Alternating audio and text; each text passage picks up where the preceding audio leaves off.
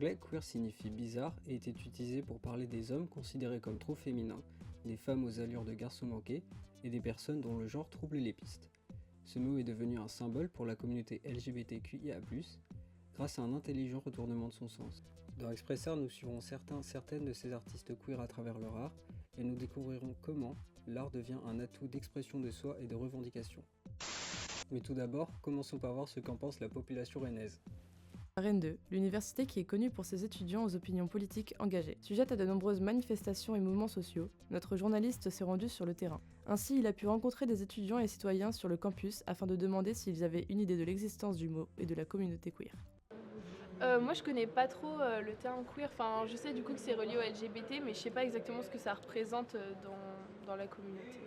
Tout un ensemble de sexualité, de mode de vie, d'identité aussi. Pour moi c'est au-delà d'une forme de groupe exclu, c'est plus un groupe de rassemblement aujourd'hui en tout cas. Historiquement c'est pas du tout un terme qui vise à nous mettre sur un piédestal, mais qu'on s'est quand même réapproprié et qui du coup, beaucoup de personnes le revendiquent pour nous représenter, etc. Une fille qui va venir tous les jours en jogging vont lui dire mais t'es un garçon manqué, du genre. Après je sais pas forcément si c'est ça. Diversité dans la sexualité, dans le genre.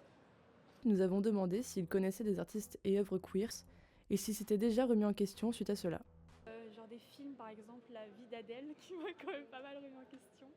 Et même aujourd'hui je pense que je me pose la question constamment sur ma sexualité, en vrai je sais pas trop. Des artistes comme Poulani, je sais pas, on en a vu pas mal du coup avec Drag Race France, genre La Grande Dame, Nicky Doll, machin, etc. Enfin, nous avons demandé s'ils avaient une idée des problématiques que peuvent rencontrer ces artistes queer et leurs œuvres. Non, ma sexualité, oui, voilà, j'accepte comme elle est. Je pense que ce serait aujourd'hui, oui, je chercherais à être quelqu'un et pas quelqu'une. Je pense que être artiste, c'est pas forcément quelque chose qui est très valorisé ou reconnu. C'est un chemin difficile parce que le fonctionnement de l'art fait qu'en fait il n'y a qu'une petite partie qui va émerger. Le combat n'est pas fini, ne fait que commencer. Et il faut que le regard des gens change, qu'il y ait plus de tolérance, de bienveillance, voilà. Les artistes queer, matériellement, ce sont des personnes qui subissent aussi d'autres oppressions, que ce soit par leur attirance sexuelle ou par leur genre, leur identité, ce qui fait qu'ils ont ce double poids qui leur incombe. Le monde est ouvert à tous, le soleil brille pour tout le monde et qu'ils aient la lumière autour d'eux, voilà. Les avis sur le sujet sont très variés, mais ce qui ressort le plus, c'est que les gens sont bien informés sur la question, qui est très pertinente dans la société. Nous allons maintenant nous tourner vers Eldar, une jeune photographe rennaise queer qui n'hésite pas à prendre en photo des combats sociaux, comme des combats pailletés lors de drag shows.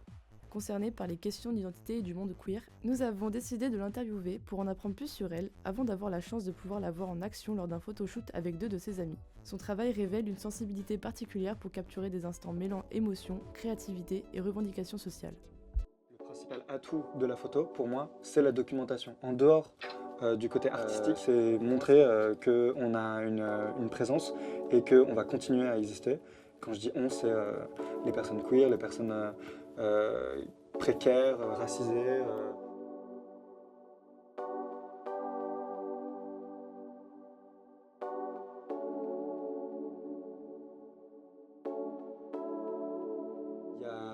Il y a 1 an et demi environ, j'ai commencé à prendre des photos en manif.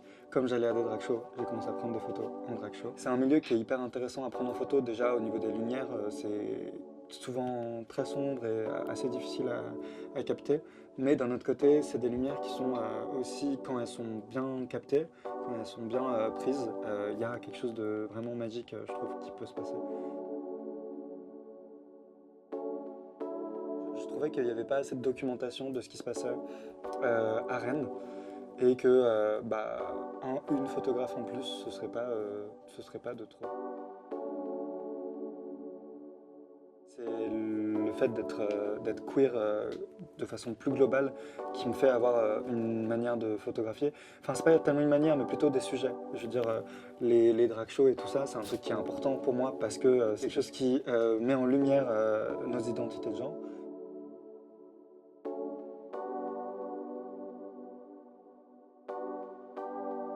dois extérioriser une identité de genre, c'est pas la mienne, c'est celle d'autres personnes. Et c'est ce que je fais du coup au drag show. Aux événements queer, au Pride par exemple, je fais de la photo pour les autres avant de faire de la photo pour moi.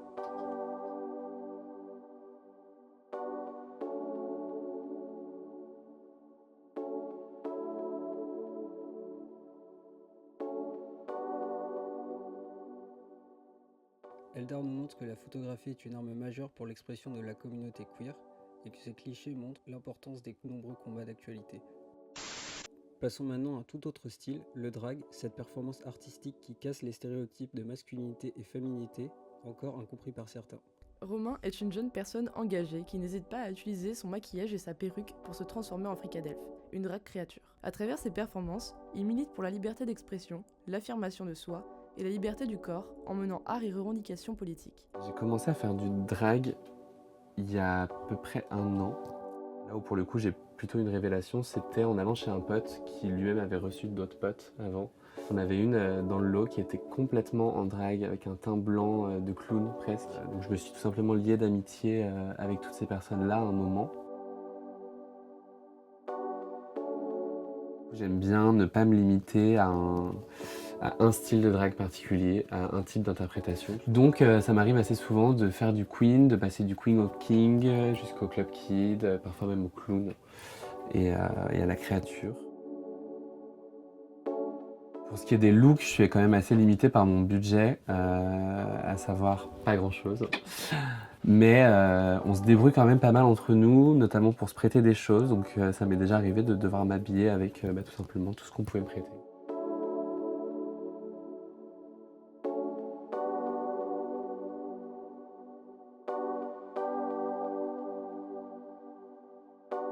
Le drag m'a aidé à créer de nouvelles identités. Je me laissais tout simplement porter par l'euphorie de genre que je peux incarner et par les accessoires que je peux porter. Je suis un peu une espèce de créature d'influence culturelle qui se laisse porter par ce qu'elle vit, ce qu'elle ressent et ce qu'elle voit. J'ai pas l'impression que ça ait changé énormément de choses chez Romain, si ce n'est le rapport aux vêtements et à l'expression de genre en public. Typiquement, en vrai, ça m'a quand même éclairci vachement sur ma non-binarité. La communauté queer, elle a pris une grande place dans ma vie. Je remarque tellement de différences dans déjà les goûts musicaux, mais c'est vrai qu'en termes d'ambiance, de référence et tout simplement et tout naturellement de culture, et du coup dans mon art de toute évidence, c'est une partie quand même intégrante. Tout mon entourage, comme je le disais plus tôt, a été un élément d'influence par rapport à ce que j'avais envie de faire, parce que tout simplement c'est des gens qui me font découvrir ce que je fais. Donc ouais, après il y a des gens qui effectivement m'ont plus inspiré que d'autres et sont un peu sortis du lot, et ça donne vite place à des collaborations artistiques qui sont trop chouettes.